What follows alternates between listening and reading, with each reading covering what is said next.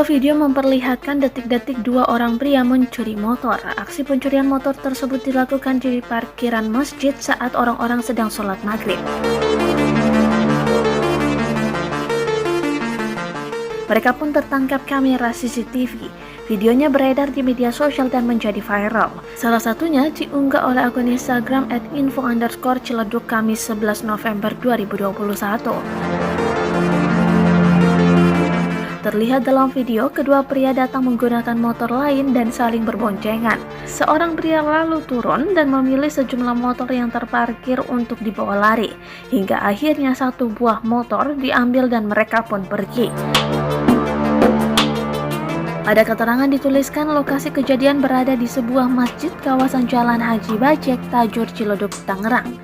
Korban sekaligus jamaah masjid menjelaskan aksi pencurian itu terjadi pada Rabu 10 November 2021 petang. Kronologis kejadian pun dijabarkan jika korban tengah melakukan sholat di dalam masjid.